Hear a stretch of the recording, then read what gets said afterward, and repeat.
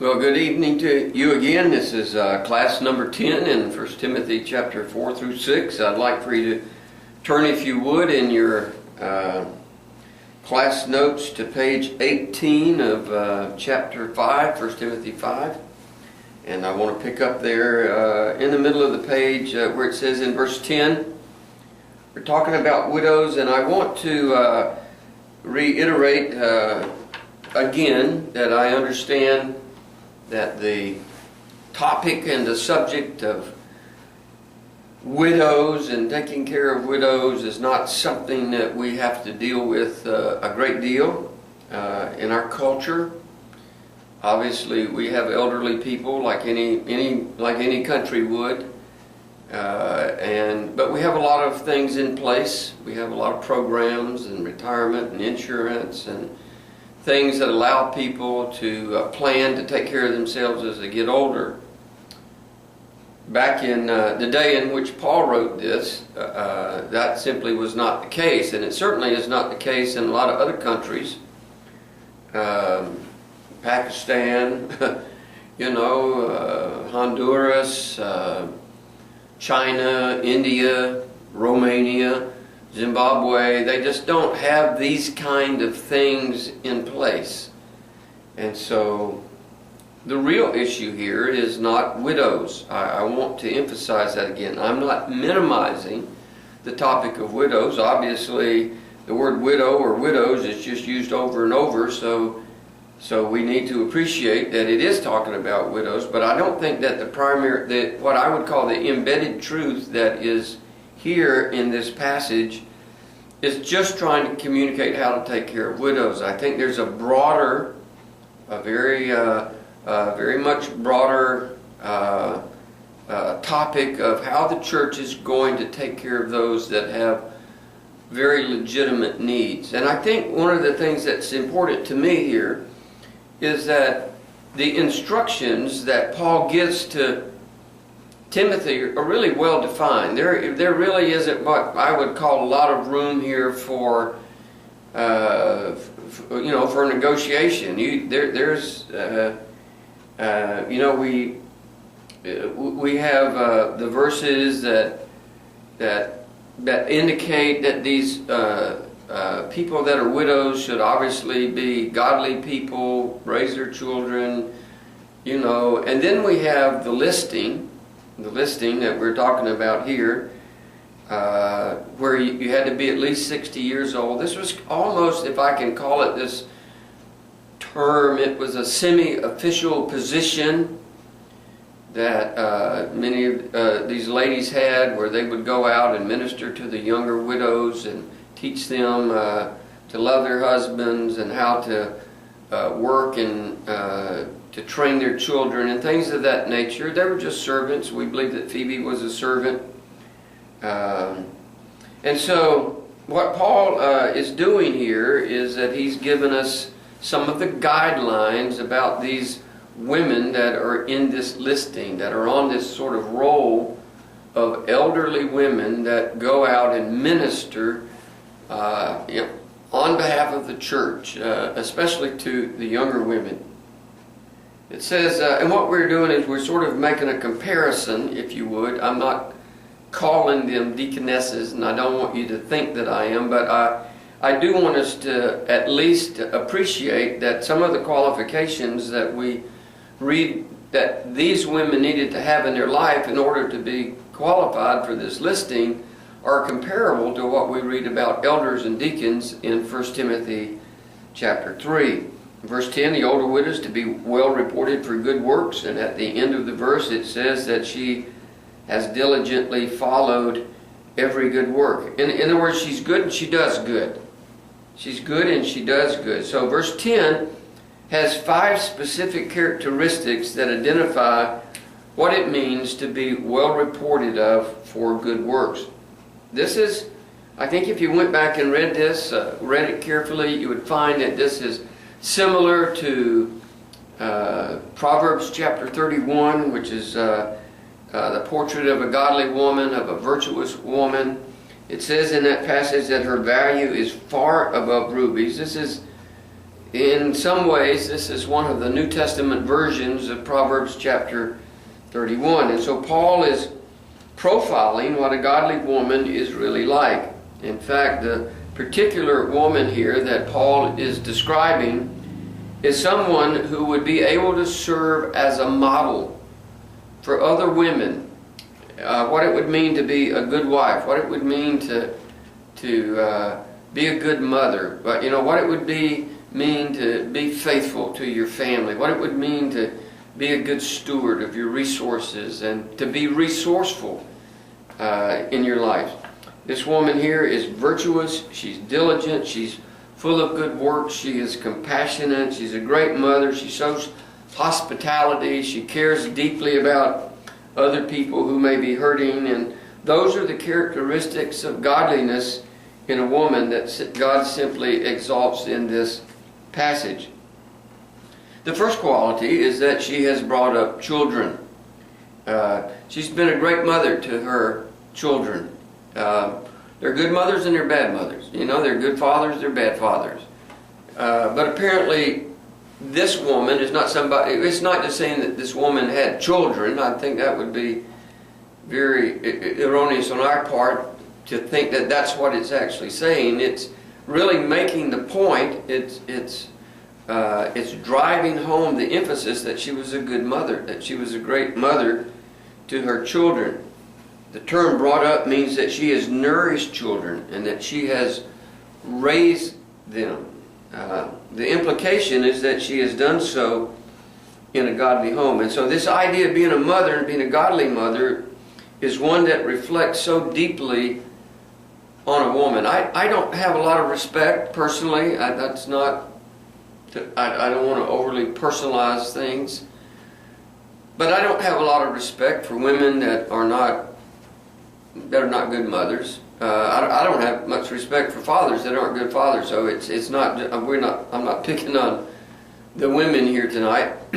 But I would say that a mother has such tremendous responsibility.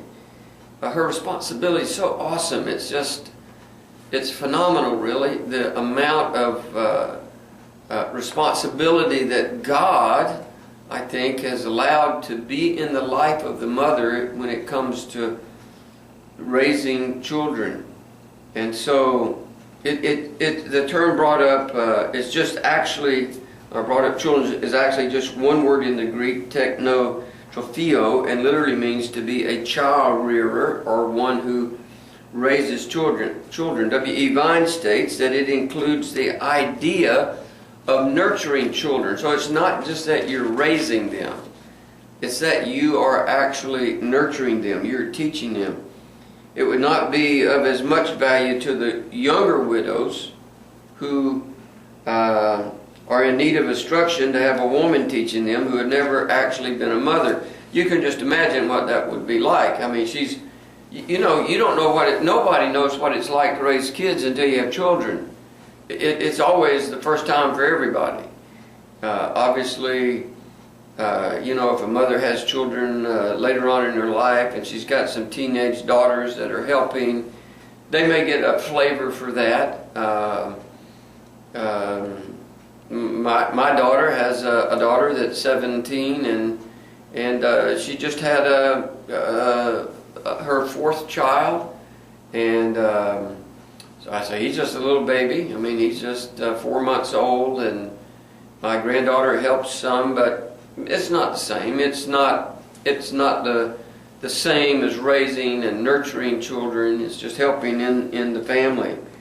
And so we previously examined the verses in Titus 2, but I want to look at it once more just to make sure that we appreciate what this kind of woman was to actually be doing. It says, the older women likewise, that they be reverent in behavior, not slanderers, not given to much wine, teachers of good things, that they admonish, they teach, they warn the young women to love their husbands and to love their children, to be discreet, chaste, homemakers, good, obedient to their own husbands, that the word of God may not be blasphemed.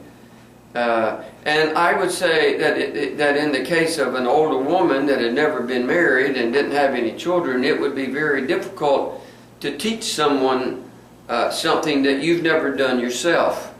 I could never teach somebody how to fly a plane because I've never flown a plane, and you wouldn't want to fly in a plane that I taught someone how to fly a plane. So it just doesn't make much sense to have somebody out there teaching these younger women in this incredibly vital area if they themselves have never raised any children. Now you may say, well, Gary, why in the world are you spending so much time on this? I'm spending time on this because it's important for us to appreciate the level of detail that Paul is really going to. In other words, if you begin a ministry in your church, or if you begin some kind of activity and you're engaging people and you're looking at people to teach let's say to teach a class, let's say teach a Sunday school class. Let's say that you had a woman's class that you were going to teach. Let me back up. We'll just use men. Let's say, for instance, that you were going to form a 70 and older Sunday school class for men only. For men only, 70 plus. And so, but it would be kind of foolish to go out and in that class that we're going to teach on what it means to be a grandfather, or how to help your grandchildren, or something like that. I'm just sort of making this up as we go here. Well, it would be a little foolish to go out and hire somebody to go and solicit somebody that's only 24, 25, 26 years old to teach that class. Now, he may be a great teacher, but he's the wrong person to be teaching that class. And I think that a lot of times in churches that we have that going on all the time. I know it happens a lot in youth groups. I think I was guilty of that at one time. I'll never be guilty of that again. Where we had a young man that wanted to be he wanted to work with the youth. He wanted to try his hand at working with the youth. And at the time, we didn't really have anybody, and it was really a mistake for me to do what we did. But so we allowed him to take on that role, and as kind of a youth director for the kids. Well, we got kids in high school, and we got this guy that's just 3 years out of high school. And he was a wonderful brother. I loved him to death. He was precious. But I guarantee you, he did not have the spiritual capacity and abilities and ministry gifts to deal with teenagers. And we put him in that position, and it was a mistake. He did his best. I have to give him credit. He did his best, but his best was just not adequate, and it would have, in the long run, would have been more than harmful to the kids if we had left him in that position. I had a long talk with him, and we talked about it, and I just said, hey man, this is a little bit more responsibility, I think, than you're capable of handling right now. And he wasn't offended by that. I think he recognized that very early on. This is what I want to say next is not demeaning in any way to women who work outside of the home, because they have a lot of responsibilities, and what they do is absolutely remarkable to me. I don't know how mothers that are single parents, they're the parent in a single parent home, how they do it, and I think it's even harder it's just as hard for women that do have a partner in their marriage and still work outside the home. I don't know what the statistics are. I don't know what they are, but I would surmise that probably 50% of all the women that in America work outside of the home. Women that are raising children and things of that nature. That don't quote me on that. I don't know if that's accurate or not, but I don't know how they do it and still care as they do for their family. What they have to do in normally having the primary task of raising children has got to be harder than anything that I've ever had to do. I could not imagine what it would be like to be raising 3, 4, 5 children. You know, got young kids and just the attention that they need and all of that, and then the nurturing. It's a remarkable responsibility, and I don't think that we men really have an appreciation for the effort that it takes a mother to be a mother. It's no small wonder to me that the majority of people who teach the children in our church are dedicated mothers. We're having a vacation Bible school here at our church this week, and I actually come and help. I actually help keep the nursery, and we have young kids in there. You know, they're on bottles, and you know, 3-year-olds that are staying in the nursery, and I am slap worn out. I mean, at the end of this, I'm in there for about almost 3.5 hours, and I am just slap worn to a frazzle with 5 kids. It's like, wow, how in the world do women do this on a regular, consistent basis? I know that they're in their home and things may be a little bit different, but the responsibilities are the same, and the attention that children need are just enormous. And I'd say the majority of the workers that are here this week are mothers. These dedicated mothers. Having said that, though, I want to be a little careful here, but I don't want in any way to diminish or undermine what the scriptures are really saying. Having said all of that, it seems that throughout the scripture that the most important place for a mother is in the home with her children. And it's the raising of the children that Paul is specifically zeroing in on. This is an incredible task. That we're talking about here. If you go back to the passage there in Titus, you can just look up on the page there. It actually calls them homemakers. Now, I didn't do a study on the word homemakers. That's somebody that is taking care of the home.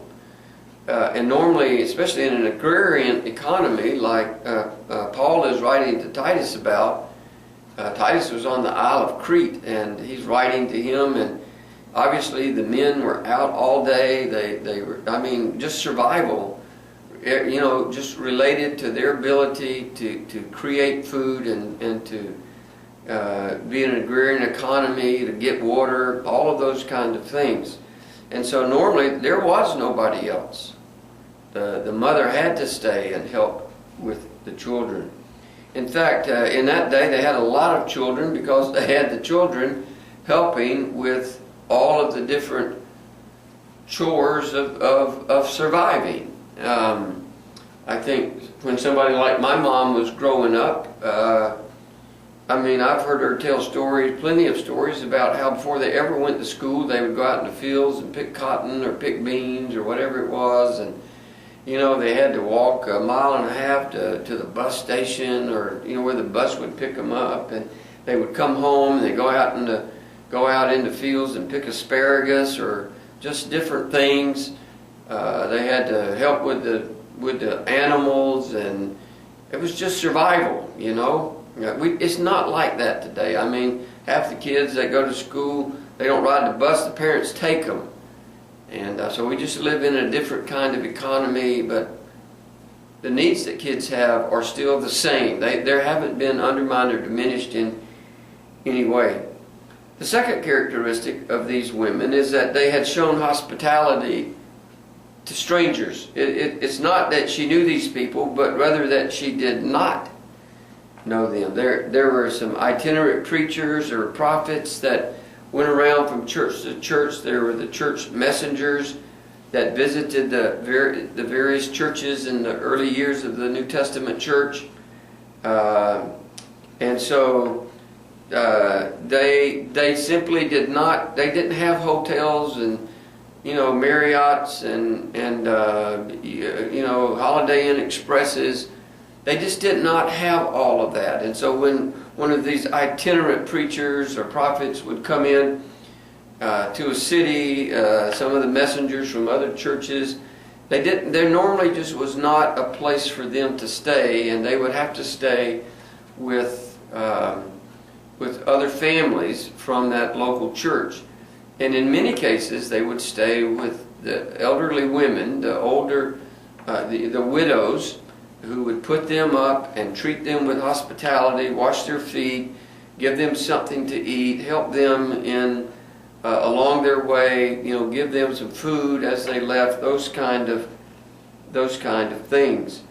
And so a family in the local church would take them in, and it required somebody that knew how to show hospitality.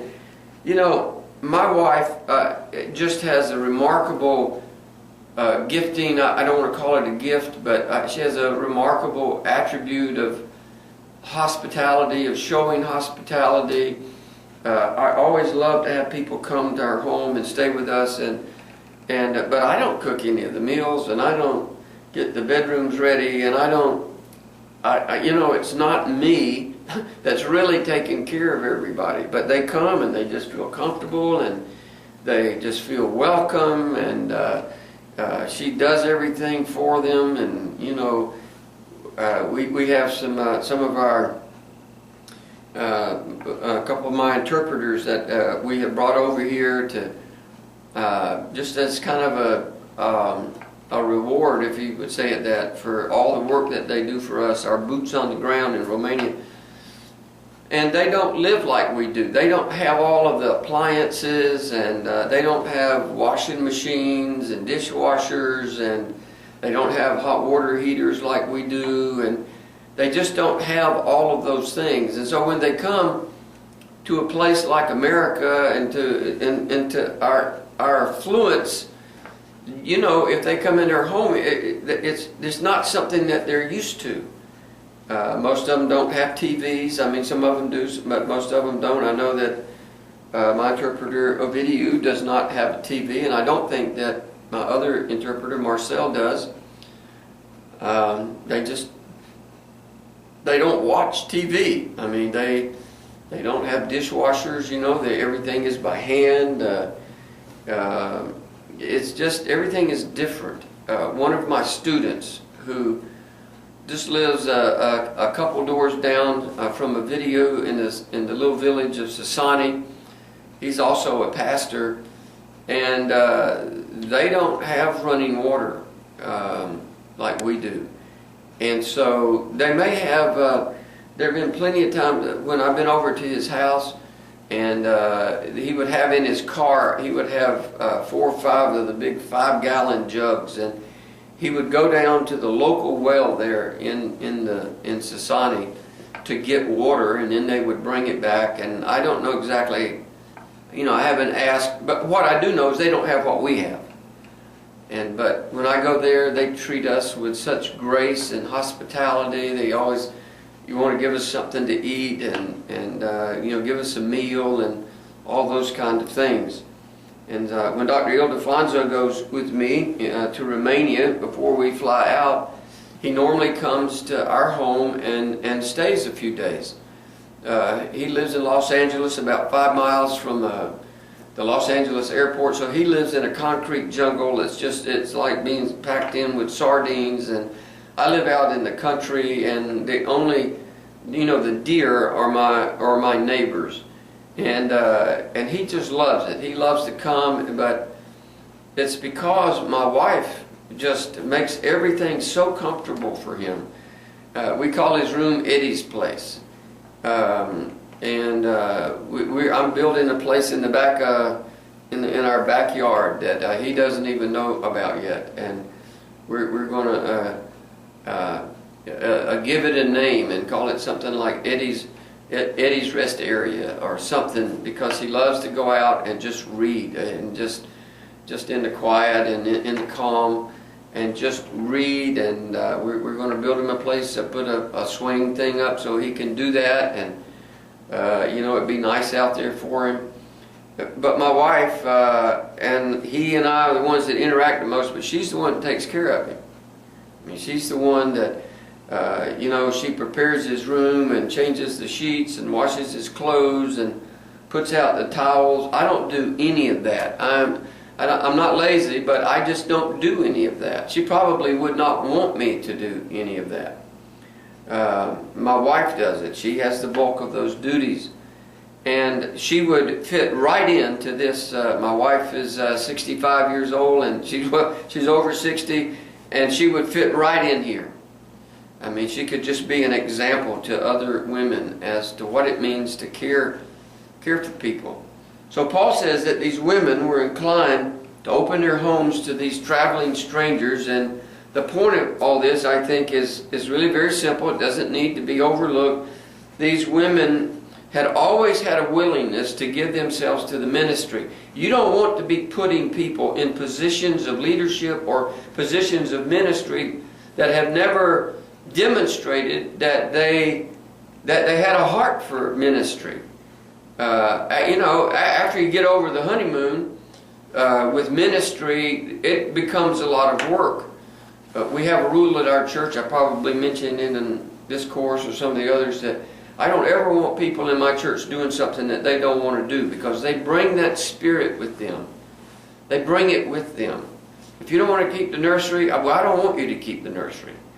If you don't want to help with Awana, I don't want you to help with Awana. And I remember in our church over the years, we've had people that you know, they had young kids, and they would bring them to church, but they would never be willing to sign up to help with the nursery, ever.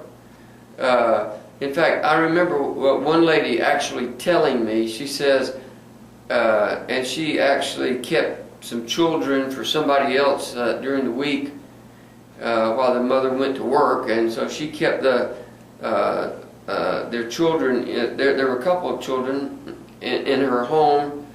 And she says, I keep children all week long. I don't want, the last thing I want to do is have to come to church and keep kids. And, you know, I appreciate the fact that she had to keep kids all week, but every other mother had to keep kids all week too. And, but she didn't, it didn't bother her that somebody else who had just as many children as she had, in fact, a lot more younger children than she had to keep children during the week as well. You know, I thought that was really quite selfish, but I would have never let her go into the nursery, ever. Sister, you don't want to go in the nursery? You're not going in the nursery. You know, I'd have been gracious about it and find a way to make sure that didn't happen, but I never remember that one time. She says, I don't want to miss the services. I don't want to miss the teaching. And I'm thinking, well, what about these people that do it every month, that sign up every month? They have a week and they'll do it, and a husband and wife, and they have to miss. Why don't you give them a break? You see, the point of all of this, and I think it's really very simple here, is that somebody, if you're going to put somebody into a position of ministry in your local church, you need to put somebody in that position that has a willingness to do what needs to be done. We have a lady that teaches the women's class in our church. I'd like to go to that class. I mean, I would really love to go to that class. The reason I don't go to that class is because on Sunday morning I volunteered a good number of years ago to keep the nursery during Sunday school with another person. And the reason is because in a small church you got multiple services during the week, and you got to have at least 2 people in the nursery. And there were some people in our church, they wanted to come to church, but they had small children, and so the mother would come and the father would stay home, and because somehow they felt awkward about having the nursery there during Sunday school, and I said, look, I'm going to keep the nursery. You bring your kids so you can go to Sunday school. And they come to Sunday school. Now, they keep the nursery anyway. They keep the nursery during our regularly scheduled times. You know, they have it once, twice a month. I don't know how often it is. And but so every Sunday morning, I keep the nursery. I'm probably the only pastor in America that keeps the nursery every Sunday morning. I keep it during Awana. I keep it during Awana. Every 9 months. Kept it every morning during Vacation Bible School. You know, I'm in that room for almost 3.5 hours. And during Awana, we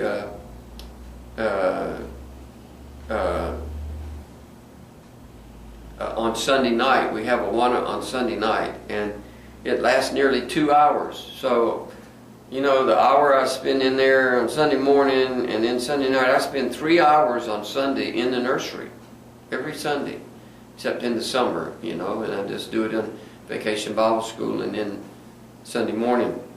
But you know what? I want to do that. I want to do that. It frees some of my people up so that they can be in a place of ministry, or they can be being taught. And it's an absolute privilege. You couldn't take the job away from me. You know, I guess some pastors want to go into a room and pray and go over their message, and not me. If I'm not prepared by the time I get to church early that morning, you know, just spending some time in there is not going to do me a bit of good. I'm ready before I'm ready. I'm ready when I get to church, and I'm ready to help take care of these kids. The next characteristic is that she washed the saints' feet.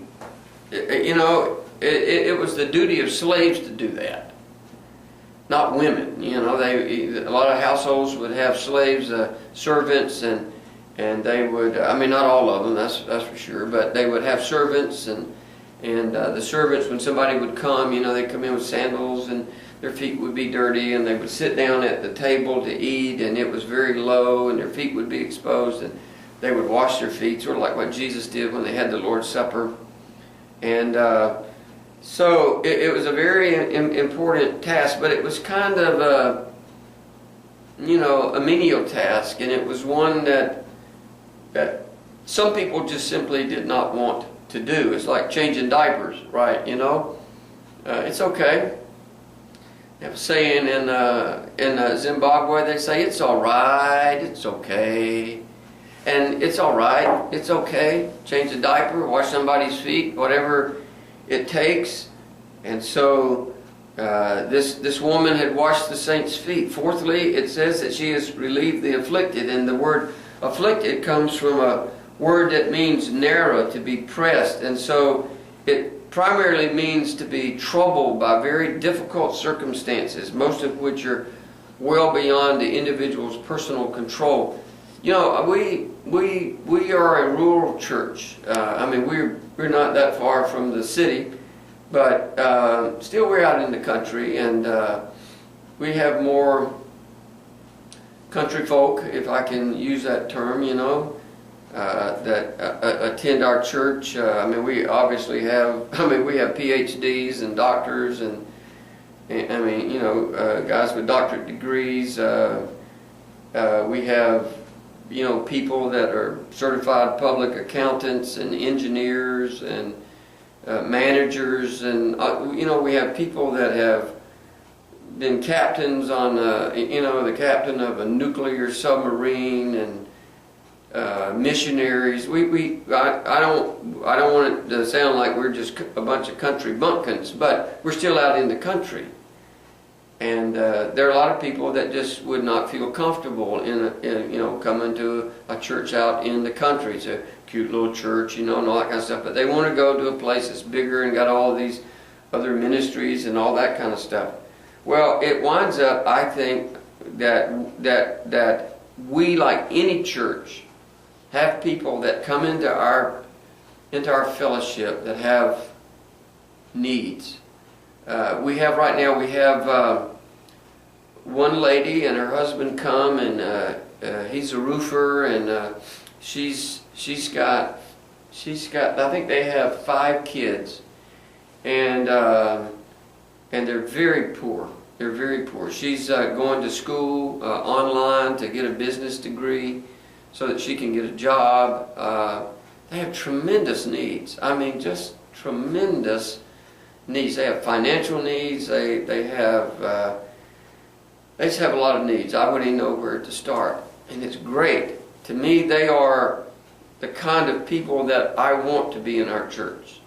They're the kind of people that open up the door for a lot of opportunities for ministry within the church. It would just, I don't want somebody that drives a Cadillac and has got a retirement account that's, got $14 million in the bank. That'd be great. God bless them.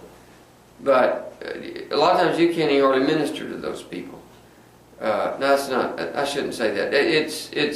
They don't have the same needs, so their need for ministry is a little bit different.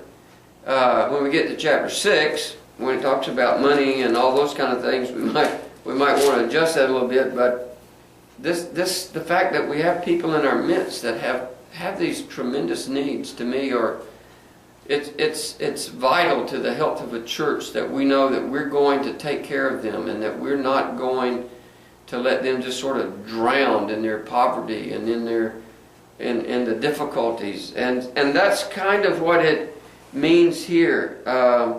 There's all kind of pressure that people can be under. Obviously, in our culture, it could be emotional or financial type pressure that they are under. It could be mental pressure.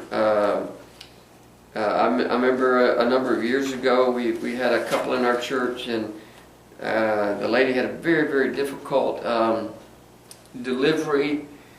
The child was in the hospital for probably in the premature ward for probably 4 months. Every day they have to go to the hospital and to be with the baby and then sleep there at night, and it was just a draining experience for them. And they were very affected, but they had emotional needs during that time. They didn't know how their child was going to turn out, and he certainly turned out great. He's probably 15, 16 years old now, just an incredible young man. Just somebody that our church just loves dearly. And so, but I'm just saying there are times, and if the church doesn't meet those needs, then it's not doing its function as a church. However, when those kind of things happen, I know people want to be with the pastor, but there is just a certain air. There's a certain demeanor. There is a certain nuance of that elderly women would have in helping to talk to these people, to help them work through the struggles. Godly women. I've heard Dr. Ildefonso talk about the elderly women in his church that pray, and that specifically pray for him, and this unique ministry that they've had over the years of being highly engaged in a ministry of prayer, meeting together as women to pray, just to pray. It's all they do is just to pray. I know they have a group of individuals, I don't know if it's just men or what, they meet at like 5 o'clock on Friday morning from like 5 to 7, and they pray for, they don't pray for themselves. I think that was one of their rules, is that they cannot pray for themselves. They pray for people like me. I need a lot of prayer. And they pray for the missionaries that they support and all the churches that they have started over the years on the field, and the outreach opportunities and lost people that they are ministering to, and all those kind of things. And it's really it takes a certain kind of person to be able to do that. And so the use of the word relieved is only used here and in verse 16 in the New Testament. And if taken in relationship to verse 16, it's talking about financial support. So if you just imagine what we're saying here about the quality of these women, the depth of character and integrity that they had. No wonder Paul would want them in a place of ministry. So, you as a pastor, I'm taking some time here, and I'm doing it on purpose, because you may, let's just say, for instance, you graduate and you get called to a church somehow. You go to a church as a pastor, maybe you become associate pastor at your existing church or whatever, and you got all these great ideas. Man, you've got just 1,000 ideas that you want to incorporate and integrate into the life of your church, and the next thing you know, you're out there soliciting people to do this and to do that, and unfortunately, after an extended period of time, you just fall flat on your face, because you rushed in, you created things and opportunities of ministry for people, and yet you really lacked the discernment to recognize that you have to have the right kind of person for that ministry, or it will fail. You cannot just have anybody. You're not just looking for warm bodies that say they're Christians. You're looking for a specific person that God has worked in, that somebody that God has raised up. And I would say to you that it's not something that you just recognize immediately because you have a need. To the contrary, it might be that it takes some good discernment relative to who that person should be. And you'd probably be better off not having a lot of things going on, but having the right people in those organizations to make sure that they function properly. If you don't, you'll run out here, and next thing you know, you'll have a bunch of people doing stuff that really, that don't. I have a summer cold, and I've been battling this thing now for just a long time. I'm doing my best to get over it. I'm taking a lot of vitamin C and stuff. But, you just have to be careful. Once you get somebody in a particular position, it's very difficult to get them out of it sometimes. I remember one time, I'll never forget, I learned my lesson early. I'd been helping out in kind of associate pastor roles for nearly most of my Christian life, but I'd never been a pastor, and I came here and I had a guy that wanted to teach. Came in and gave me his pedigree, told me, and this was a point early on in the life of our church, and I was probably 48, 49, I'm 66 now, and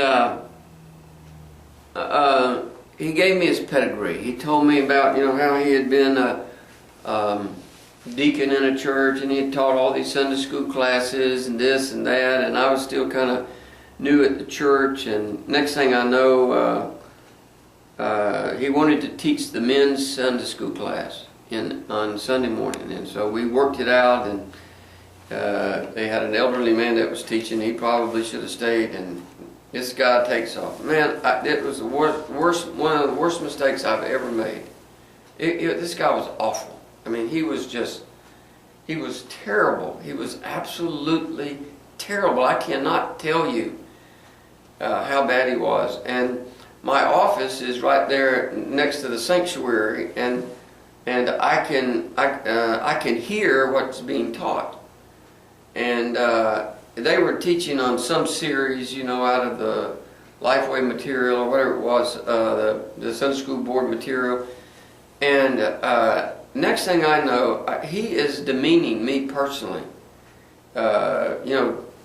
Teaching something that was just completely wrong and inappropriate, and it was kind of he made a few snide remarks about me as an individual, and I mean, I was in shock. I learned my lesson. I learned my lesson. It took me a little while to get him out of that position, But I got him out of that position, and eventually, I know this is going to sound terrible to some of you, but it's not. I got him out of the church. He was a hindrance. He was, I look back on it and I know him now. He eventually left his wife, abandoned his kids. This guy was a wolf in sheep's clothing. And he's not somebody that was healthy for our church. That's not going to happen again. You can fool me once, but you're not going to fool me anymore. And you know, there was a need there, you know, and here's somebody that says, hey, I can help meet that need. I want a place of ministry. I want to work in the church. And I just, somewhere in my life, I lack discernment. You know, I don't think that the Lord would have allowed me to bring that guy that basically was a false teacher into our church environment and let him teach if I knew what I knew 4, 5, 6 months later. And no telling what kind of erroneous information he gave to the people that I didn't hear. I'm just saying is that this whole idea of having qualifications and the person has to meet those qualifications before you put them into a position of ministry is absolutely critical in the life of a church. And don't diminish that in your mind. Don't say, oh, you know, we're talking about widows here, you know, this is just not for me. Come on, let's get on to something good like preaching. Or, hey, you'll never be a good pastor. You'll never be a good pastor if you don't have good people under you. If you don't have good qualified people. Do you want a strong, healthy church? I didn't say do you want a big church. Do you want a strong, healthy church? Then you, as a leader, have got to set the example, but you've got to ensure that you have the right kind of people doing the particular work that you do. We have a wonderful lady in our church that she takes care of the children's ministries in our church. She's incredible. I mean, she's just amazing. Only thing I want to do is get out of her way. She's a godly woman. She loves the kids. She's always well prepared. She's one of those kind of hands-on people that she kind of wants to do everything herself. In other words, she's so involved in it that, I mean, once she gets started, she's just gung-ho. She's got the best decorations and the best classes, and I know they've been doing a class on Wednesday night on all the different missionaries in the world that we support and different places of missionaries that we know of. And she's gone out and done the research, and she'll come in and have a little video on those people or something, and show pictures of them, where they live, the kind of ministry that they have. She'll actually cook some kind of food for the kids that's different from American food that they would eat in that country. Obviously, she's limited, but she just does a great job in it, you know. And we had a lady that came to our church, and they wanted to. Their family wanted to. It was one of those people that didn't ever want to be separated from their child. And they wanted to, you know, participate in the children ministries. Well, rather than being a help, they were really a hindrance. Because the next thing I know, they're complaining about this and that, and they want it to be this way and they want that. And honestly, I told them, I said, I appreciate your concerns, but I know the quality of education that we're giving these kids. And this lady has my blessing. And they didn't like that answer. They wanted to go in and change things around and do things their way. And it would have been a disaster. It would have been a complete disaster if that had taken place. And I just didn't allow it. I mean, I just did not allow it. And, you know, I had to work through it. I lost a couple of members because of it. You know, it was, you know, next thing I know, they're going somewhere else. And they had gone to our church. Had actually, the husband and the wife had actually met in our church, and I had actually performed their wedding. So it wasn't like they weren't.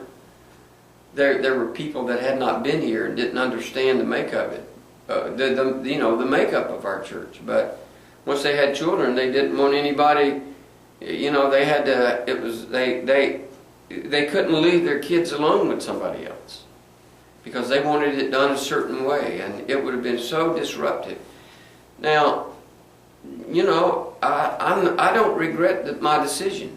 I don't regret it at all, because the peace and the harmony and the unity and the flow and the function and the administration of what it takes to run a church just continued without any interruption, without any conflict, without any tension, other than this one couple that just sort of didn't get their way about something.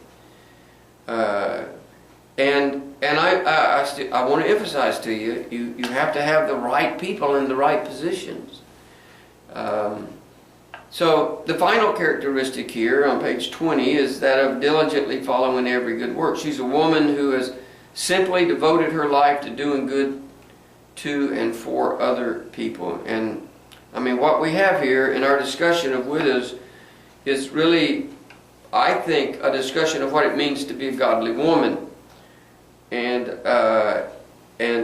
also what it means as a church to have qualifications that you live and die by relative to people that you're going to put in positions of ministry. You know, just for these women that Paul is talking about, you know, a believer doesn't become godly at age 60. You know, they just do not become godly at age 60. I never will forget, I heard a story one time, it was a true story, about a man that was in a church. It was in a Baptist church somewhere, and he was a very godly man. He was probably 75 years old, maybe 80 years old, and he was an incredible Bible teacher, and had been in this. I mean, he was a visiting speaker, and he came to this church, and this man had gotten saved during that particular week.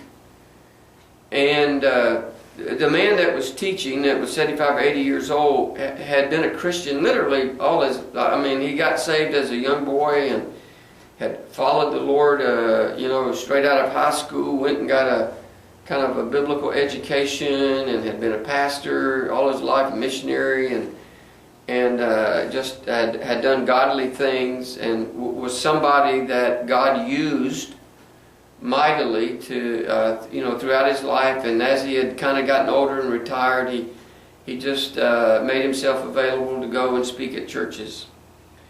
And during this week, this one guy that was about 55, 60 years old had gotten saved. And I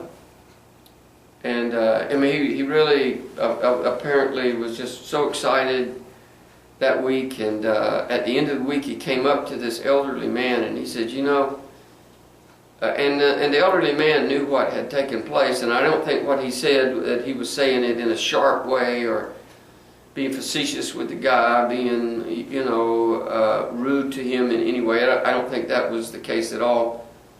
But the man just says, you know, he says, I want to be like you. And the elderly man said something to him like, well, I don't think you have that much time to be like me. And his point is that he had been following Christ and studying the Word literally for 70 years. You know, 65 or 70 years. And you don't become mature just because you're 60. You know, and you understand a few things. You become mature because you have spent your life developing maturity in your life. You spent time studying the Word of God and praying. You've learned what it means to agonize in the ministry. You've learned what it means to work hard and to labor and to be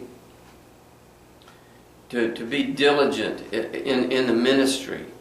You've learned that, and it's a lifetime job. It's a lifetime effort. You don't just get this overnight. You don't just read the Bible a few times or read through the Bible once and you mature and understand everything.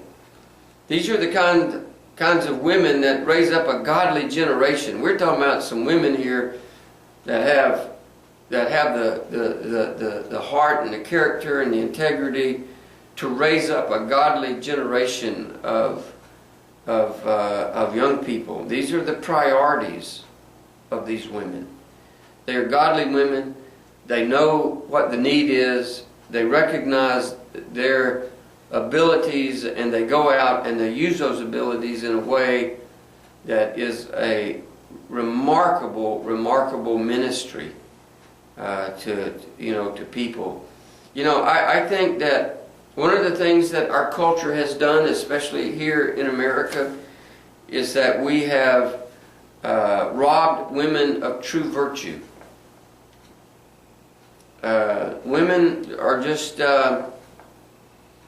there's a godly virtue. There's a certain virtue to a godly woman that only comes in a certain way. Some woman might be the president of a large corporation and make millions of dollars a year. But that's not the virtue that I'm talking about.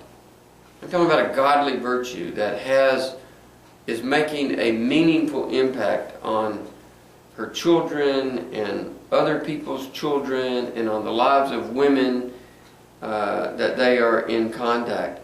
And I think that true virtue comes from simply doing what God has made you to do. And it requires faithfulness and godliness and compassion, a lot of other things. It's just an incredible job being a mother. Just a mother. We're not even talking about being a wife yet. We're just talking about being a mother. In summary, I think, where does the church fit in relative to the support of these widows? Well, the children or the grandchildren are to support them. If they can't, then other members of the family, cousins, uncles, aunts, extended family should support them. Verse 16, it says, if any believing man or woman has widows, let them relieve them, and do not let the church be burdened that it may relieve those who are really widows. In other words, excuse me, I apologize for that.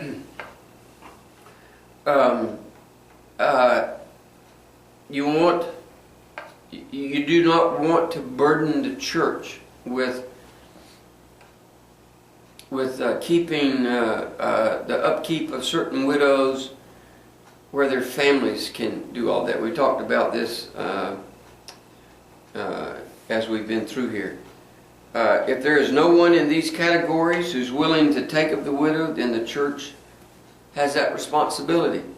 And at that point, we go back to verse 5, which tells us how to evaluate the ones that we are going to support. It's somebody that's got to be a widow. A widow indeed is somebody who's desolate, has no immediate means of support. Verse 3 says, honor widows who are really widows. And the idea of widow is different. We looked at this early on. Doesn't mean just somebody whose husband has died. The widow could be 20 years old, and her husband has deserted her, left her with some kids or something. And so, with verse 5 and 3, it must be a godly Christian woman who has no means of support, and it's not just any Christian woman. And I think that's a very important distinction. It may be a little difficult sometimes to want to draw the line at that particular place, but it's a very important distinction to make. The ones in verse 6 who have lived in pleasure are spiritually dead. Church has no responsibility to help them. It does not say they can't, but in all likelihood they should not. A woman who lives for sexual pleasure is spiritually dead. And the church needs to leave her alone to her own devices. I do not want to support in any way, financially support women in our church I say in our church, but I would not recommend supporting somebody in a church, supporting a woman who has just not had some fidelity about her life. The way transgressor's hard, and it's hard for a reason. And the church is not there to just to bail them out every time something difficult actually happens. And maybe her sin will cause her to reach, that place in her life where she eventually does come to Christ and commits her life to Christ. And that would be a good thing. I think all of the women that I know that live for sexual pleasure, who, have these sort of insatiable desires for men, that they're the most unfulfilled women that I know. They're absolutely the most unfulfilled, unsatisfied women, most miserable women that I know. So the responsibility comes to the church when all of the areas of responsibility have been exhausted and the woman is truly a godly woman, destitute, she's desolate, she needs the help. The church needs to do its part, period. And there are other people like that. There are other people. We had a number, I guess it was probably about a year ago, we had a couple that we began to help and support. They were very poor. And I sat down with them, and at the time I thought that I had led them to Christ. On second, on hindsight, I'm not sure that happened. The young man actually died. He was a diabetic and went into a diabetic coma. There was nobody there at the time. His wife had actually gotten picked up for shoplifting, of all things, and was in jail.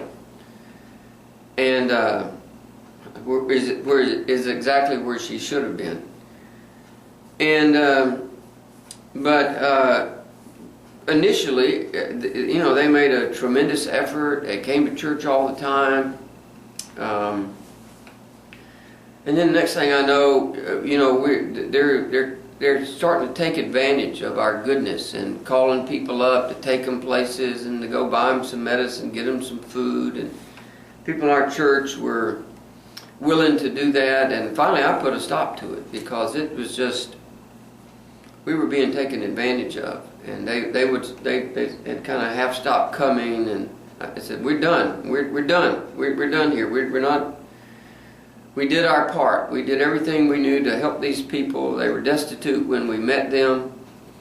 We did everything that we could to support them and help them. Got them a place to live. It was just a strange kind of thing, and they just, but they didn't, ultimately they didn't respond properly. And we did our part, right? God brought some people into our midst.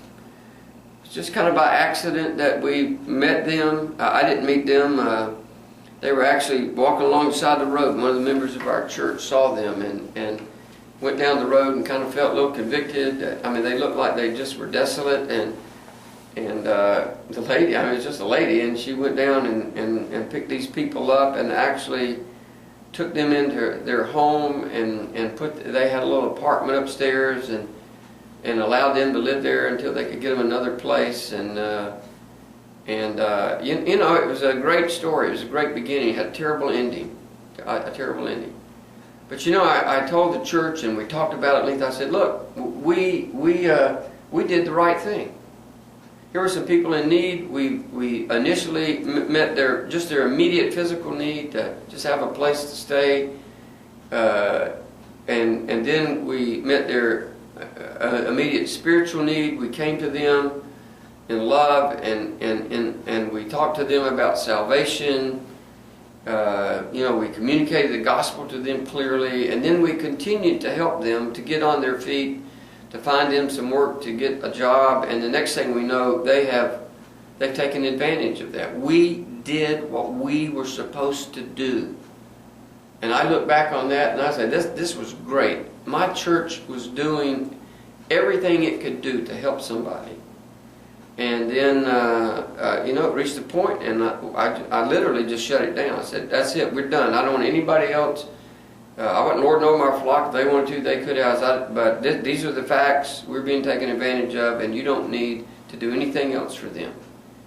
And so, there's a place where you do your part. You do your part. You do what you're supposed to do. And then you let God work through the other details. And then you exercise discernment. And if after you've done your part, the other people don't respond, you can shake dust off your feet and move on in your ministry. And I think you should. And so these women were just really models within the church to everyone of what godliness really was. I mean, they really were. They were very, these women had great integrity and character in their life. In verses 11 through 15, Paul gives some instructions on what the church should say to younger widows. Not necessarily younger women, but younger widows. There are many godly younger women who want to serve the Lord and are willing to do so at the expense of not being married. I know of a number of young women who are involved in various ministries, a lot of them international ministries where they go and they minister. They actually move to, I know one lady that moved to Romania, and she just wanted to give her life to Christ, and she's just a younger woman, and it meant that she wasn't able to get married. She may be married now, I don't know, but there are a lot of younger women like that. I think about somebody like Marilyn Laszlo. If you're familiar with Wycliffe, they have an outfit. They work for Wycliffe Bible translators, Marilyn Laszlo and her sister, and they were in Papua New Guinea for 28 years. Now we're talking about in the middle of a rainforest, a jungle, 6 months out of the year. 6 months out of the year, the houses are built on stilts. Built on stilts, and because the rainwaters are so high that it just floods everything, and they'll go down, they'll come up, they'll go down, they'll come up, and I mean, they lived in a place, there's nothing, there's not one store. I mean, we're talking about people that only have one food that they eat every day. They have one meal a day. It comes out of a tree. And these women lived there for 28 years. This is one of the most remarkable stories you've ever heard in your life, and to live in Papua New Guinea like that. And I mean, this whole tribe came to Christ. I mean, it was the extent of her ministry and outreach as other villages. The Word of God was translated. The New Testament was, and people began to learn other languages. They learned so much, and now I've gone to college, come back and help these people. I mean, it's just an amazing story. And they were godly women, and they invested their entire life. I was at a missionary.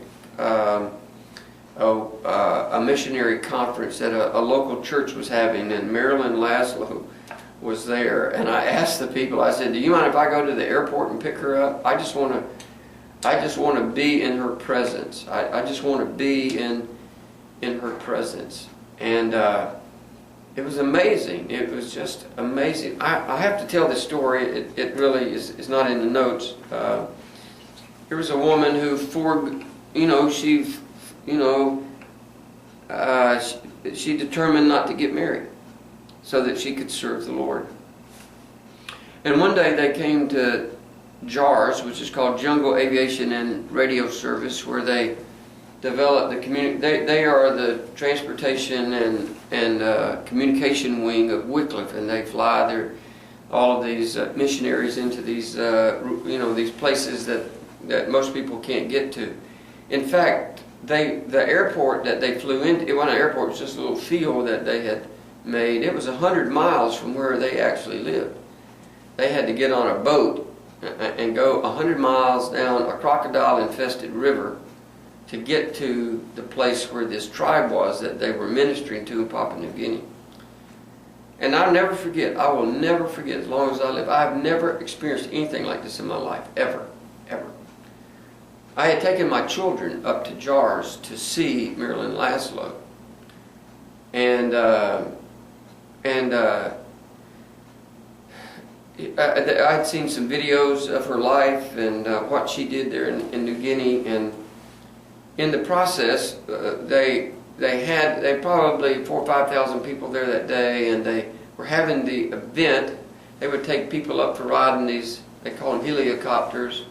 It wasn't a helicopter, it was a plane that could land and take off in about 100 yards. And so they would give us rides, the kids rides in those planes and stuff. And we went inside, and they had all these tables set up inside one of the hangars waiting for Marilyn to come out with, she had 4 or 5 of the men that had come over with her from Papua New Guinea. And it was probably about 20 or 30 minutes before she was supposed to come out and the place was starting to fill up. And all of a sudden I just began to weep. And I looked around, and my wife is weeping, and my children are weeping. And I mean, we started to cry. I'm in a, why would I even be crying? I looked around, and the whole place was like that. And I don't know what it was. It was, at first, it was confusing to me. I'd never seen anything like this. I mean, people all over this hangar, they're weeping, and there's crying going on. And you thought that there had been this terrible tragedy that happened. But it wasn't. It was just the Spirit of God. I can't explain it. I have no words for it. I'm not an experience-oriented, I'm a theology-oriented type guy, and I'm not an experience-oriented person, but I know what took place. And literally, when about 20 minutes later, when Marilyn Laszlo came out, I thought that I was in the presence of an angel. I mean, she just radiated. There was no light around her, but it was just the most remarkable thing. And you know, my point in saying all that is the impact that this one woman and her sister had on literally a nation, and on these people, and on my life, because she was a virtuous woman, was unbelievable. She was the primary speaker at this missionary conference that I went to. I mean, she was just amazing, just amazing. Paul gives some specific instructions for these people, for people who've already been married and then widowed. He says in verse 14, I desire that the younger widows marry, bear children, manage the house, give no opportunity to the adversary to speak reproachfully. And I think what Paul says here is very clear. Younger women who've lost their husbands need to get remarried. There's a lot of responsibilities that a woman that had a family could not handle on her own. Having to raise children, get food, all that kind of stuff. She needed a husband. And so I think it's important to paint one of the New Testament scenarios of this circumstance. In the early church, there were many women who had come to Christ, but they had been previously married. I mean, they were married to an unbeliever. And most of the gifts, girls were married earlier than our daughters are today. A lot of those marriages were arranged. I mean, the majority of them were arranged by the families, by the father of the daughter. There was money involved. There's transfer of money. So So a lot of times the couple that was married really didn't really have any say-so in who it was that they were marrying. So they may not have been in love. I mean, you just have to think about this for a minute. Their parents had arranged the marriage, and the parents thought it might be a good thing, but certainly, how did the parent know if they would love somebody? Remember the story about Isaac and how Abraham sent out Eleazar, his servant, to find a bride for Isaac. Well, he goes out and he finds, who was it? It was Rebecca. He goes out and he finds Rebecca and, talks her into coming back to his master, Isaac, and they never even seen each other before. Well, that wasn't really that unusual in that day. I mean, it might be unusual to us, but it certainly was not unusual in that day that somebody would just bring in a wife for some guy. And so you can imagine the impact if the unbelieving husband, he didn't want to be married to the girl maybe in the first place, and he certainly didn't love her. And now she's become a Christian, and he's ready. He's done. He's ready. He's well done. In fact, he's overcooked. He's ready to leave the marriage. He leaves it in this woman who had nothing to do with any of that. Her parents arranged all of this. The parents of the man and the parents of the daughter arranged this marriage. They get married, and they have children just because they're kind of forced to. And but then, as things progress, they don't want to be married, and so they wind up getting divorced. Maybe the husband just abandons her, and she doesn't have any means of livelihood, and he's not coming back. This is common. This is a common occurrence. In 1 Corinthians chapter 7, it speaks specifically about this kind of situation. It says, "Now to the married I command you, not I, but the Lord, a wife is not to depart from her husband, but even if she does depart, let her remain unmarried, or be reconciled to her husband. And a husband is not to divorce his wife. But to the rest, I, not the Lord, say, if any brother has a wife who does not believe, and she's willing to live with him, let him not divorce her. And a woman who has a husband who does not believe, if he's willing to live with her, let her not divorce him." Before I go to verse 14, I want to say that this was the case in a lot of... this was... It's not that they just married somebody that was lost. It was that they were, if I can use this term, they were forced into a marriage. They were absolutely forced into a marriage where they maybe didn't love the individual, and then they got saved, and their husband was an unbeliever, or vice versa. It says, for verse 14, "For the unbelieving husband is sanctified by the wife, and the unbelieving wife is sanctified by the husband. Otherwise your children would be unclean, but now they're holy. But if the unbeliever departs, let him depart." Let him depart. Don't go chasing him. He's an unbeliever. You may be in a situation that you didn't have anything to do with. Just let him depart. A brother or a sister is not under bondage in such cases, but God has called us to peace.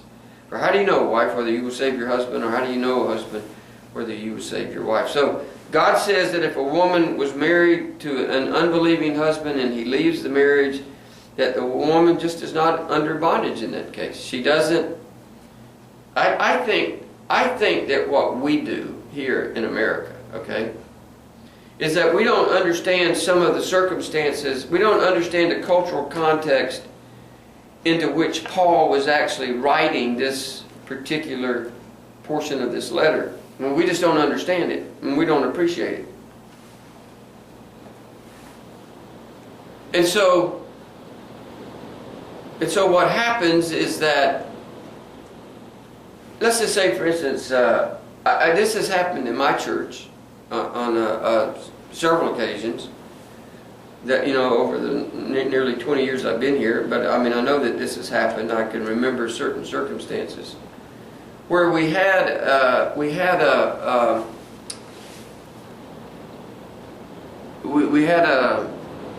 young girl, 18, 20 years old. In my mind, a believer, somebody that's been faithful in the church, has come to church, and they go out and they get involved with somebody that's a non-believer, and eventually they get married against my counsel. Not that they got to obey me. They don't have to obey me. But just, this is not right. Somewhere along the way, this is going to rise up and bite you. This is not something you ought to be, a believer ought not to be unequally yoked with an unbeliever. That's what God says, and if you're willing to just disobey God at that point, well, then you're going to have to bear the consequences of that. And that's exactly what happened, is that the unbeliever eventually left, and I don't think that you can take these verses here, understanding the context of how of what happened, and just say, here's somebody, you disobeyed God to begin with. Okay, you understood what God's clear word was, that you should not be marrying an unbeliever, and yet you fell in love, and the next thing you know, you're in a position where you have been married, you've gotten married, and now here you are without a husband, and maybe some children, and that's been the case. There's 1 or 2 kids involved now, and the husband's gone. He lives in another state somewhere. He doesn't even come see the kids. We're not talking about that here in 1 Corinthians 7. Just let him go. And if we're not careful, we can use that passage. I'm not saying that she has to be in bondage the rest of her life and can't ever get married. But I'm saying that culturally and contextually, you have to understand the circumstances of how people got married and how sometimes they became unequally yoked with an unbeliever. They had parents that weren't believers, and the parents yoked them up in their culture. So when Paul's talking to the church about not being unequally yoked with an unbeliever, he's talking as much to the parents as he's talking to the individuals that may be getting married. He said, look, don't there are dowries that were involved, there are all kind of things. So you can imagine how difficult it could be on a young woman that was forced into a marriage that she really didn't love the guy. They have children. He leaves. She gets saved, or maybe she was already a Christian. And he leaves, and there she's just hung out to dry. The church probably needs to help, but the family needs to help. No wonder the family needs to help. They forced her into that marriage. Now, I'm not saying that's the case here in every situation. I'm not saying that. Okay? I mean, there's still a principle here. If the unbeliever departs, let him depart. But don't use that passage when you have just blatantly disobeyed God and entered into a marriage ceremony where you knew that you were marrying somebody that God had said you should not marry them. I have a great testimony in our church of the lady was actually the first lady that I ever led to the Lord in our church. First person I'd ever led to the Lord in our church. She was a young lady, but she had some children, two children, but she had been married before she was a believer, and her husband was an unbeliever, and she found him in an adulterous situation, and they eventually got a divorce. And so after that, she began to date somebody. It was a man who was a policeman, and he was one of the nicest guys you'd ever meet in your life. I mean, he's the kind of guy that everybody liked. He was he really was a very moral guy, just by worldly standards. Very dependable, worked hard, very resourceful, all that kind of stuff. Really nice guy. I really liked him a lot, but he was lost. I'd gone over to see him on a couple of occasions and shared the gospel with him, and he basically just told me to my face, he said, I'm a good person, and I work hard, and I'm just as good as anybody else down at your church. I said, well, you probably are, but you're just unrighteous before God. Well, so this lady came to me and she asked me, she says, Gary, she says, we've kind of fallen in love and would like to get married. Do you have any counsel for me on that? I mean, she was just a young Christian. I mean, she hadn't been a Christian long at all. But she really loved the Lord, and she wanted to do what was right, and she just didn't know Scripture. And she says, is it okay for me to do that? And so I took her to the place in Scripture, where God encouraged us not to, encouraged believers not to marry unbelievers. And she said, hey, well, that's what it says. It's very clear. I'm not going to do that. So she went back to her boyfriend and told him that she was not going to marry him until he became a Christian. She said, I'm not trying to force you into that. I'm just telling you, God's Word says I'm not to marry an unbeliever, so I'm not going to do it. If you get saved, and we can talk about marriage, but I don't want to talk about it until you get saved. For 5.5 years. 5.5 years. She would faithfully bring him to church, drag him to church, maybe is the better way. And he would come, and he was so disinterested in what I was saying. I mean, we're talking about 5.5 years. We're talking about, she was faithful. She'd come to all the services, and when he wasn't on duty, he was at church. I mean, she would drag him to church. And so he sat under my preaching, and I think I preached a lot harder, a lot stronger then than I do now. I do a lot more teaching, but then I probably did a little bit more preaching, and she brought him, and I was teaching on Romans. And I had been in Romans for a good while. And Romans is a life work for me. I'm still working on Romans. I'm actually working on a doctoral dissertation right now on Romans 6 and 7. And it seems like I've been working on it half my life.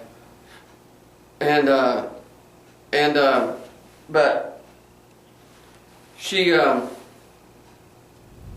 was preaching one morning, and I used to give invitations, and at the end of that service I was getting ready to give an invitation. And I could tell that God had been working on this young man. I mean, he'd been at our church for a long time. I knew him well. Some people thought he was a member, And the next thing I know, I had given a strong message that morning, and had finally I got to a place where I was getting ready to do the invitation, and before I could get the words out of my mouth, he literally comes running down the aisle. I mean, I'm not talking, he was going as fast as he could go. He gets down there and he is just weeping. I mean, this is this kind of self-made, kind of macho guy. I mean, he's got muscular, he's a self-made man, and here he is just weeping in front of the whole church. And he says to me, he says, Gary, I have got to get saved. I can't wait any longer. I've got to get saved. And he did. He got gloriously saved and following the Lord. He's one of the deacons in our church. He's one of my students at the local extension. He eventually, I don't know if he will or not, he may be the person that takes my place. And, what I'm saying is that she did the right thing. She was a younger widower, divorcee. Her husband had left her. Her husband had basically left her through adultery and was living with another woman. It was just a situation she couldn't stay in. And she had these 2 kids, but she said, I'm not getting married. I'm not getting married. If you know, we can date, but I'm not getting married until you get saved. And he got saved, and he's one of the most faithful men that have ever been in my church. And you know, I don't believe he'd have ever got saved if she had violated God's word. The other lady I was telling you about, you know, whose younger girl got married, her husband never got saved. She brought him to church and tried to get him to you know, I'd go over and talk with him, and nothing, zero. I mean, we're talking about deer in the headlights. Look, I mean, this guy was just, he never ever even came close to salvation. He was way out there somewhere. And so I'm just saying, if you don't do what's right and you don't do it the right way, there's a good chance that things aren't going to work out right. So when we come to detail like this in the Scripture, and it's certainly here talking about widows and all these qualifications, we want to make sure that we get it right. I mean, literally, we want to make sure that we get this kind of stuff right, because this is what God actually works through. So if the unbelieving husband leaves, the believing wife in most cases became destitute and desolate and in great need. And we know from Matthew chapter 5 verse 32, Matthew 19:9, that a woman whose husband had committed sexual sin had a just reason for divorce. If she did follow through with the divorce, she may have become destitute just for her lot in that culture. So even being divorced under those circumstances, a lot of times was just not the you know, we have women today, they can get jobs, they can get government support, they can get a lot of things. In this culture, if the woman didn't have a husband, in some cases, it was, if I can use this term, it's like a life and death issue. Because she just wasn't capable of, I mean, she may be just as capable as the guy, but she obviously was not as capable as of doing certain things as her husband might have been. If there's a sexual sin that is unrepented of in the marriage, I think the grounds for divorce is scripturally provided. Both of these verses are speaking of a woman who has been sexually immoral, but the principle of marital fidelity applies to men as well who have been sexually immoral. Matthew 5:32, but I say to you that whoever divorces his wife for any reason except sexual immorality causes her to commit adultery. Matthew 19, I say to you, whoever divorces his wife except for sexual immorality. So we have this qualification, you know. In the Old Testament, physical death was the penalty under the law for marital infidelity, death. And that certainly would have dissolved the marriage. I mean, that would be a good way to dissolve a marriage, right? Take your husband out and stone him. I'm not sure how often that happened. I don't know. I read about it, but I don't read a lot of examples of that taking place. We know that the woman in the New Testament that was taken in adultery, you know, the Pharisees were testing Jesus, and they brought her there and said, hey, the law says that we are to stone her. You know, what do you say? And he said, well, if you're without sin, you can pick up the first stone. And they all began to kind of walk away.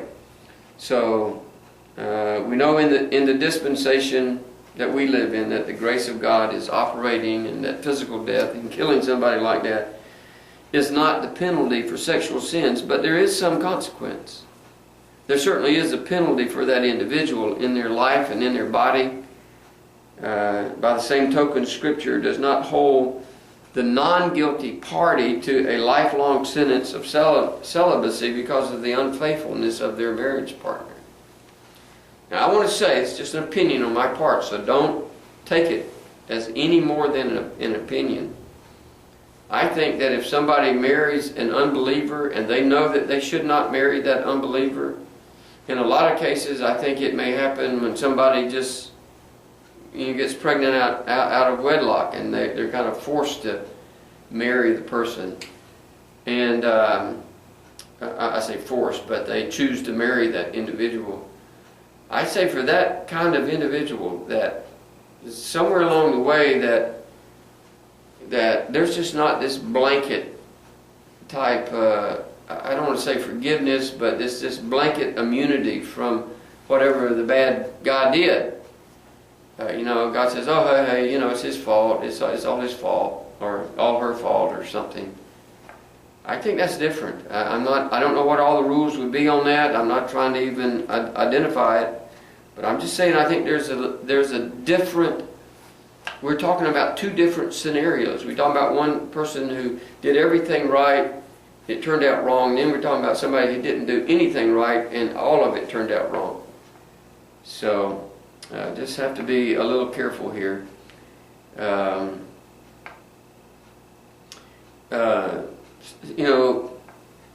The non-guilty party has the freedom to remarry, and in fact, they were actually these widows were actually encouraged to do that.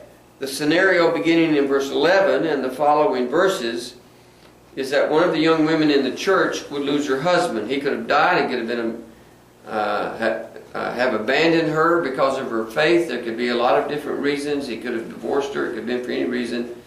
So the picture is that this young widower is now alone. She's single. She has no husband. In all likelihood, she probably has children. They didn't have birth control like we do today. They had a lot of kids. And a lot of the young girls died. They died early. A lot of the young girls in Zimbabwe, they die early. They don't have medical facilities. They have the children. They have complications. And next thing you know, they didn't make it. And it's kind of a normal thing that takes place. And so for whatever reason, she decides that she wants to be in God's work and in some kind of meaningful ministry, and under the emotions of her, under her emotions, she commits her life to some kind of ministry to the Lord. So what Paul is describing here was not unusual at all. I think this was something that could easily have taken place a lot more than maybe it would take place where we live. And the early church was not well developed and had much work to be done within it. I mean, you can imagine as an early church, a lot of people being persecuted, the tremendous needs that existed, and here's some woman, she got saved, she's battled through something with her husband who was unfaithful, and now she has reached a place in her life, and she really wants to give her life to the Lord and to be involved in some kind of ministry. And I just don't think that this was unusual at all. But what Paul says in verse 11 is to actually refuse having these young women placed in some kind of full-time ministry. And the issue in question here is not that the woman could not participate in a kind of ministry. He's not saying here in this passage that the woman is not able to participate in a ministry. That was not the case at all. Rather, what Paul is saying is that the younger widows were not to be placed on the list, on the roll, in the number of widows who were officially recognized by the church. There were legitimate reasons for that. Obviously, if they had children, they needed to maintain their commitment to their children and to the rearing of those children in the nurture and admonition of the Lord. The emotional turmoil that they would be going through would certainly not be a legitimate basis for making a wise decision. You can just imagine if their husband had abandoned them and they got this small family and said, man, I really want to serve the Lord, and it didn't work out, and they're kind of emotionally unstable at that point, if you would. And so the word here for refuse is the same word used in 1 Timothy 4:7 when it says, but reject profane and old wise fables and exercise yourselves toward godliness. So there was this strong need, if you would, this strong need for the church to be discerning that it not allow these younger women to be put on the list. And so God, the point is that it's a very strong word that Paul is using here, this word refuse. And he doesn't want his readers, and they understood the context a lot better than you and I do. I mean, they understood what was kind of taking place here, and so they understood it, and because they did understand it, but may have had an inclination to not what's the right term, to not be willing to follow through with what God says. He tells them in no uncertain terms, I don't want you. I don't want you to put this woman on the list, because there's some other things that are going to come up in her life a little bit later on. She's probably not qualified. She's too young. She's got little children. She really doesn't know how. She's got a heart for the Lord, but she's got a family for the Lord too, and she needs to take care of that family before she runs off into the ministry somehow. And so it was a very strong word, and these women were still certainly. It was legitimate for the church to help them. It was legitimate for them to help the church in some kind of ministry, but they just weren't on this officially recognized group of kind of older women that were more mature and all of that kind of stuff. My voice just sounds, I hate to be drinking from you, but my voice just, my throat is raspy, my nose is running, and so I want to be, I just have to take a drink every once in a while. So, why does Paul place these limitations on the younger widows? And especially those who would want to serve the Lord in some capacity? Well, verse 11 gives some of the primary reasons. It says, refuse the younger widows, for when they have begun to grow wanting against Christ, they desire to marry. You know, there come a time in their genetic code of just being a woman when they want to have some more kids. I have several women in my church right now, and they're two specifically that I know of. And one family has 5 kids and the other has 4. But the women are probably 37, 38 years old or so. And they're debating whether or not to have any more kids. And they know they're reaching that kind of age. And I think they want to. And they may eventually decide to. But they're getting older, and they know that there's going to come a time where it's probably going to be more difficult on them, and probably create some liability for the kids to some degree, you know. And so just this woman, even though she may want to serve the Lord, genetically, just the way God has built her, she's going to come to a place in her life where hey, she has a need for companionship, and she has a sexual need in her life. And the term here, desire, means that they will have strong sexual desires to be married. Just strong. We're talking about strong sexual desires. Several of the other translations read as follows: when they feel sensual desires in disregard of Christ. The NIV says when their sensual desires overcome their dedication to Christ. The Amplified says when they become resistive and their natural desires grow strong and they withdraw themselves against Christ. So I think what Paul is saying is really logical, it's reasonable. There's nothing here that to me is where he's kind of got a thing against these younger women because they're divorced or because their husband left them or because they're kind of by themselves now. I don't sense that at all. He just understands what's going on, and the younger women have stronger natural desires than do the older women in certain areas. And that's exactly how God made them, and it's not wrong. It's certainly not wrong to have those desires. I think it's perfectly legitimate. I think it would be strange if they didn't, you know, when you think about this whole thing. Numbers chapter 30 verse 9 is a verse about women who make vows to God at different times in their lives, you know, with their fathers, with their husbands, as a widow. Listen to verse 9. Also, any vow of a widow or a divorced woman by which she has bound herself shall stand against her. So there was this kind of Old Testament thing about thing. That's not a good theological term. There was this Old Testament principle that a widower or somebody like what Paul's describing here, don't make a vow to the Lord that you're not willing to keep. That kind of exacerbates the issue. It kind of elevates the problem. And it makes it much more,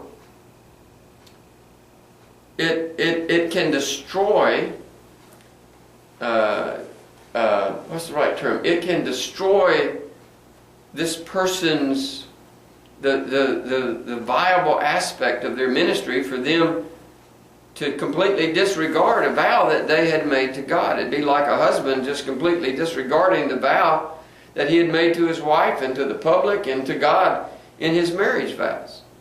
It's a very serious thing. It's not something you can just take lightly. So apparently this happened quite often, and in other words, God says that if they make a vow, that they should keep that vow. Deuteronomy 23 says, when you make a vow to the Lord your God, you shall not delay to pay it, for the Lord your God will surely require it of you, and it would be sin to you. But if you abstain from vowing, it shall not be sin to you. That which is gone from your lips you shall keep and perform, for you voluntarily vowed to the Lord your God what you have promised with your mouth. Ecclesiastes 5, when you make a vow to God, do not delay to pay it, for he has no pleasure in fools. Pay what you have vowed. Better not to vow than to pay than to vow and not pay. So look, if you don't think you're going to keep your vow, don't make it. I don't make any vows to God. None. I don't make any. I'd break every one of them. I'd break every one of them. Do I want to? No. But I just know me. And I don't make any vows to God. God's not interested in indifferent vows and promises that believers make to Him. If they make a vow to God, you ought to keep it.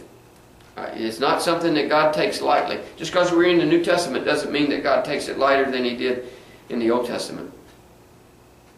I think to the contrary, that it's a greater sin in the New Testament, just because of the knowledge that we have of the person of Christ and what He's done for us. So, if somebody makes a vow, they ought to keep it. God doesn't take vows lightly. If somebody were to ask me, well, what are the consequences of not, if you make a vow as a New Testament believer, what are the consequences if you don't keep it? I don't know. We'll just look at the consequences of all the people that are Christians that have gotten divorces because it's easy in our culture. And they just feel compatible or whatever it may be.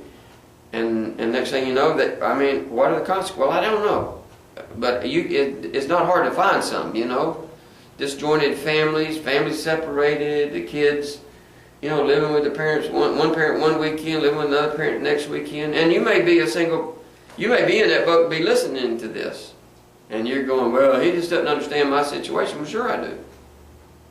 Sure I understand your situation. I have members of my family that have been divorced, not me and my wife, but I know plenty of parents that have children that have been divorced, and I know the impact of that. I know the impact of that as an individual, just emotionally, financially, the impact on the kids, the grandkids. It's just, they got different sets of fathers, different sets of mothers. Different grandparents. When you marry somebody, you marry their family, really. And there's a lot of things that are not good consequences when we make these bad decisions.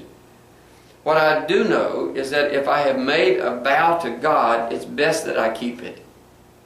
So be careful in making vows. Probably the greatest vows that a person ever makes are the marriage vows when they get married, and vows of faithfulness and chastity.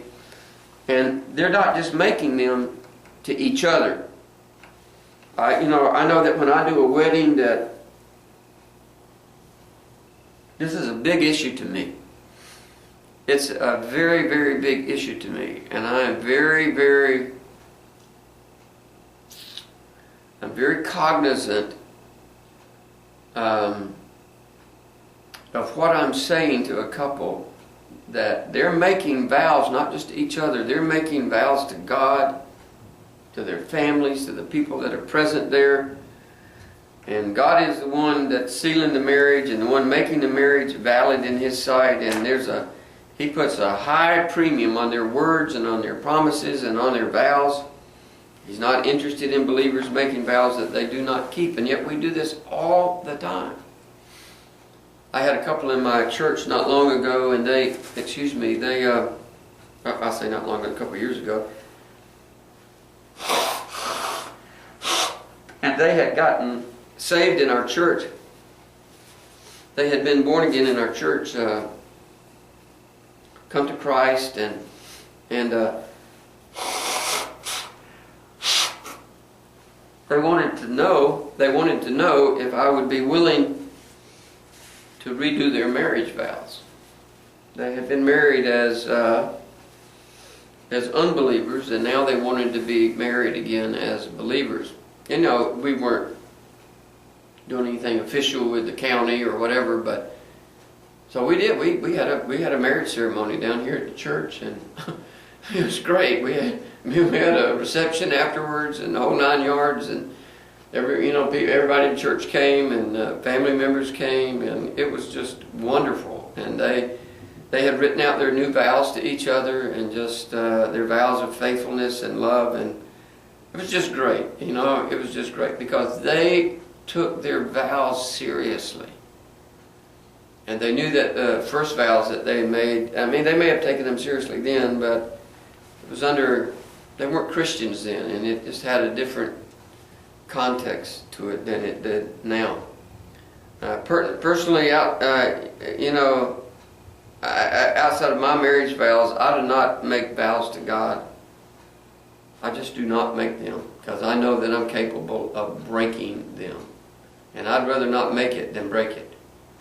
So the picture in 1 Timothy 5 is that a young widow with all good intentions has made a vow to God that most likely she will want to make or break once the emotional issues for her subside a little bit.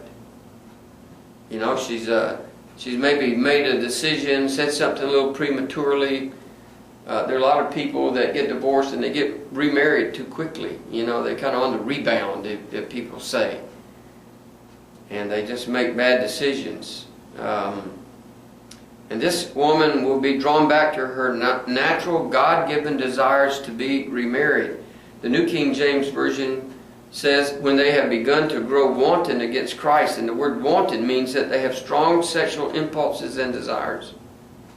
I mean, if you just think about it, if somebody's a young woman, she's in sort of the prime of her childbearing years, there's some things that are, physiologically are going on in her. They're God-given instincts and desires that are there. They're legitimate. There's nothing wrong with them. There's nothing wrong with what's being said here. They're very legitimate, and we have to keep that in mind and to keep it in perspective. This is the only place. This verse implies the desire to have a husband. It's not just sexual desires, but it's the only place that this word is used in the New Testament. But outside of Scripture, it's used of an ox trying to get itself out from under its yoke. So the implication here is obvious. The young widow has sincerely and genuinely made a vow, but she wants to get out from under it. And she doesn't know how to do that, and ultimately winds up getting married and breaks her vow to God. I mean, just assume that this requirement was not in Scripture, and she could be placed on the official widow list that they had here.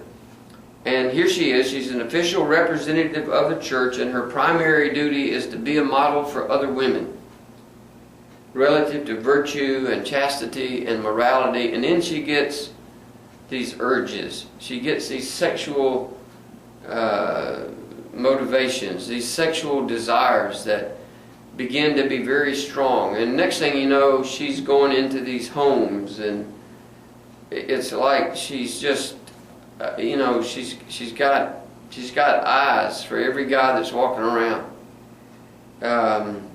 I mean, she'd be going into their homes, she'd be providing spiritual encouragement and instruction to the women, but deep down, she can hardly stand it because she wants to get married.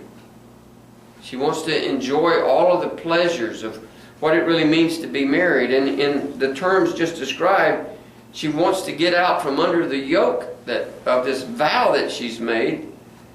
And she may even reach a place in her life where she actually resents her vow, and ultimately that God does not want to release her from it. Now, that's not the kind of person that you want representing your church. Now, I'm sure that in your church you don't have this listing. I don't have this listing in our church. We only really have, in our church today, we only have one lady who is a widow. And she would be on the list if we had a list like that. I don't think culturally it's necessary to, for us to have it, but it wouldn't bother me if we did. I think in a church like Dr. Ildefonso's church, where he has more elderly women like this, it'd be a great thing to have. He's got probably 10, 12, 15 women, and they are older, and their husbands have passed away, and they want to do something, and I would recognize them. I would say, yes, ma'am. Yes, ma'am, we'll do that for you.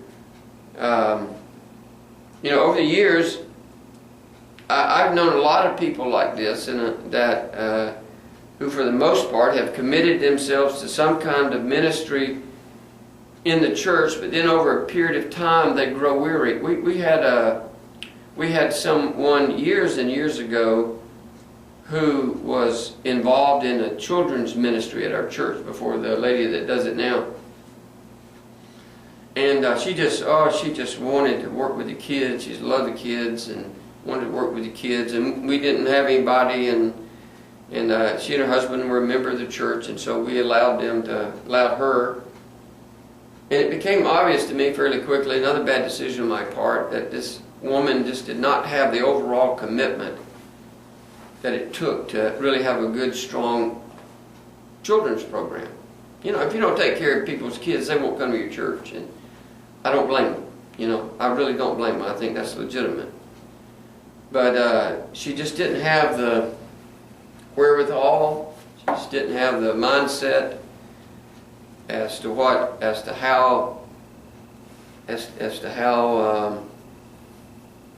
how can I say this? How she was to run the program, and it just wasn't run efficiently. And eventually, she resigned, and she and her husband left the church.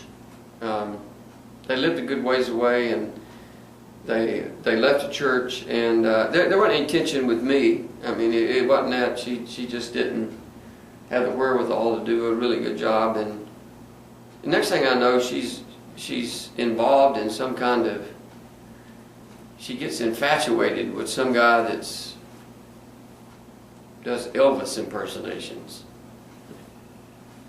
Next thing I found out, she's left her family, divorced her husband, and has married this guy that does Elvis impersonations. I mean, I have made some bad mistakes, trust me. I can speak from experience about these things and speak with them with some level of integrity and hopefully some usefulness to you as an individual. Don't make the same mistakes that I have made.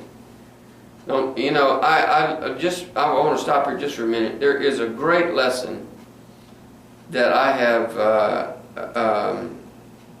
I have learned it the hard way. I've learned a lot more through my mistakes than I have through my success, and I think that you'll find the same is true in your life as well. But there is a verse where Paul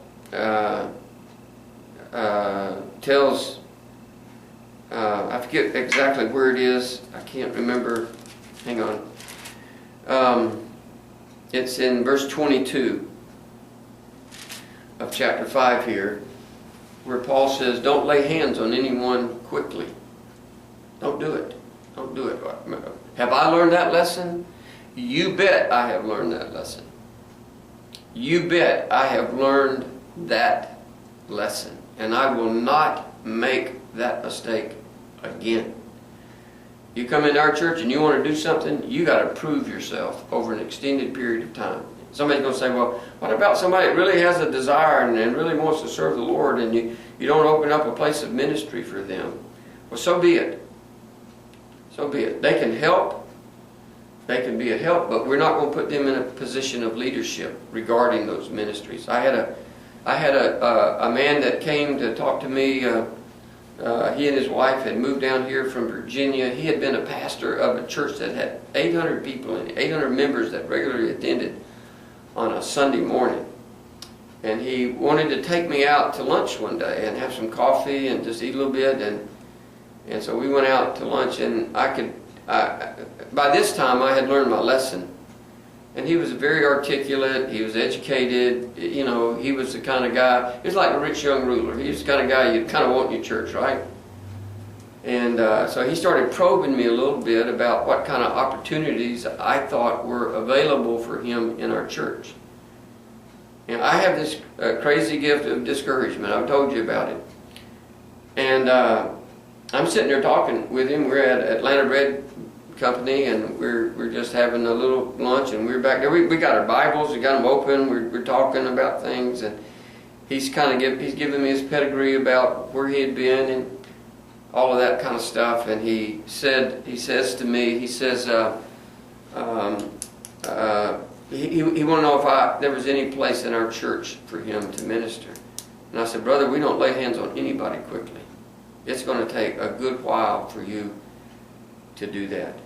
So I'm going to stop here, and then I'll pick back up here again in our next session. Thank you.